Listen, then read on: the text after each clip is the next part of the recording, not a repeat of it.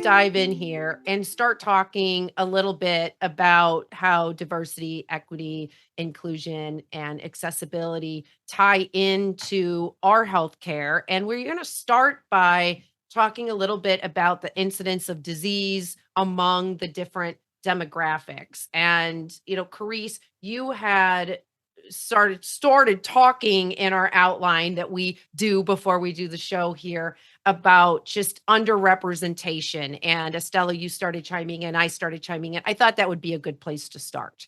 So which one of you would like to lead that one off? I'll let Charis. Yeah. Thank you. And I want to go first because I actually want to go back to accessibility really quickly, if that's okay. Yeah. I just wanted to mention that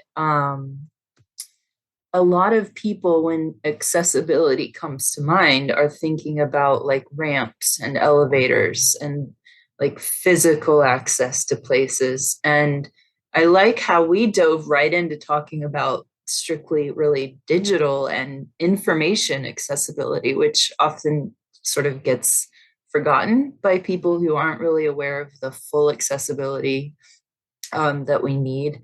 And I also just wanted to tie in a previous episode that Tiffany and I did together about ableism and how accessibility is at its core anti-ableist. So I just wanted to mention all that before moving into this conversation around diversity and demographic lack of representation among different demographics and disease community stats. It's not necessarily lack of people with the disease, it's lack of diagnosis or underdiagnosis and lack of statistical gathering of information, and also lack of inclusion in research studies.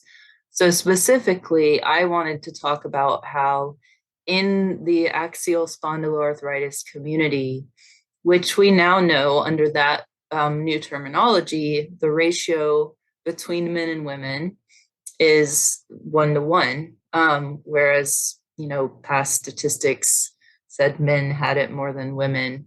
I'm non-binary, I'm not included in those stats. Like, I'm not a man or a woman.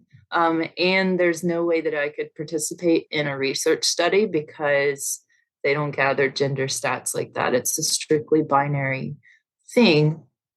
And this will blow some people's minds, but biological sex isn't even binary. So we can go into that later. I feel like I'm rambling. No, you're not. Thank you. No, this is all great information. A lot of people have not heard of what non-binary means or what binary means. So it's good to have these types of conversations. And Thank you. I was actually going to ask you, Charis, to explain to those who are not familiar with the terminology with binary and also with ableism. Sure. So since we were on the topic of non-binary, I'll start with that.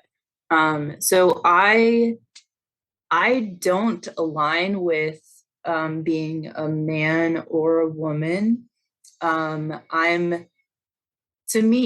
somewhere in between and outside of that all at once.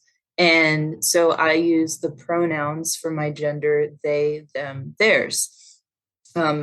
Tiffany on this call uses she, her, hers pronouns. I can't talk.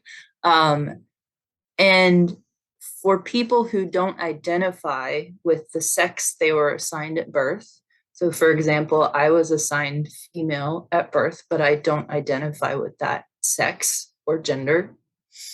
I lost my train of thought. Yay, brain fog. Okay, sorry. So for people who don't identify as the sex they were assigned at birth, that is considered in its full definition transgender. So I'm transgender because I don't identify as that sex I was assigned at birth, but that doesn't mean I'm trying to transition to an opposite gender, as it were. I'm just me. I'm the gender I am. I'm neither man nor woman. So that's my definition of my own place in the gender um, expansive world.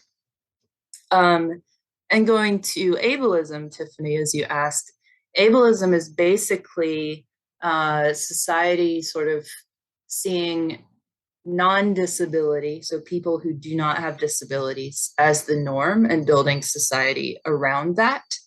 And I will refer to Talila Lewis's definition of ableism, and hopefully people can Google that and you can link to that in your site, which is loosely that society forms itself around expectations of bodies, certain ideas of bodies' functionings and production value. So it's loosely based around capitalism's idea that bodies are made to produce profit. And yeah, I just encourage people to look at Talila Lewis's definition. Yeah.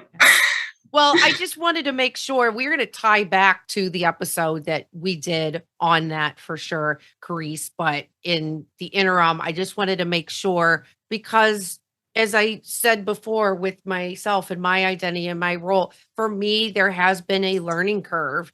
And I have been very thankful to have people in my life, like the people in this panel, to be able to help me learn and help me evolve and help me grow. And so I just want to make sure that others who are listening that may be in the same place that I was a few years ago can also benefit from knowing what really those words mean. And I think when we're talking about diversity, equity, inclusion, and accessibility, understanding that foundation of those definitions and what those mean is really, really important, because it all ties in completely.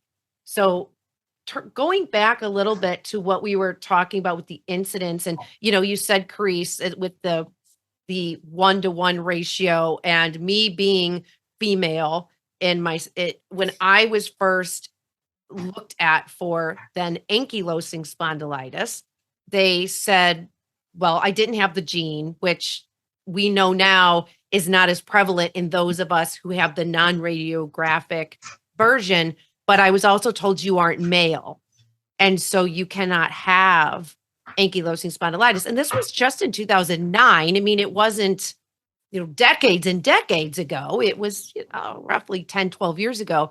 So we have grown a lot since then. But if you just take that one example and you think about everybody today, patients today, with all past female, past male, just the culture, the ethnicity, all of that tied in, and the difficulty it leads and it lends to in diagnosis. I know, Estela, you had a few things to add to that in particularly. Yes, with and I'm glad that you brought up, and I can't even pronounce or say the condition that you have. I can never say it, and no matter how many times I hear it. But there's the type that you have is a non-radiographic. That part I can say. And I think there's this again, this preconception of what the norm of people being, how they're being, and what type of people get what specific illnesses. And I think we need to grab up to the idea that that may not be the case. There's always an exception to what's out there, right? And with lupus specifically, I can tell you that I had no idea. There was no awareness in our community, in the Hispanic community, that I came across, and I've been in healthcare for over 30 years, that told me to be aware that the Hispanic Latino community was impacted or had a high prevalence of lupus in our community, and that it impacts our community at a high rate, and that women are more predisposed to lupus, even though it does affect men and children.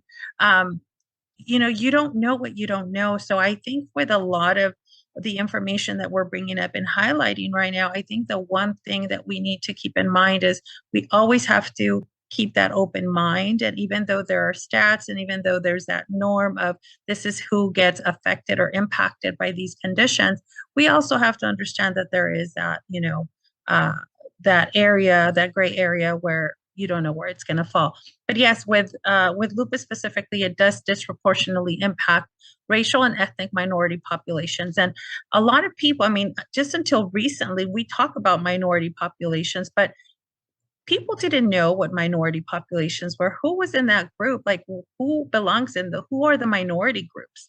And a lot of people also may think that like African American, Hispanic people, Asians, these are the only minority groups, and that's not the case. You have the disabled, you have the non-binary groups, and everyone, the disabled groups, like you have a lot of minority groups that are always underrepresented. So I think that's one of the things that has enlightened me a lot with these conversations that we're having, is that we have to go above and beyond and just keep on learning. But yes, with lupus, it does impact a lot of minority groups, and it is something that we have to be mindful of and include awareness to everyone, because you never know if you may have these conditions.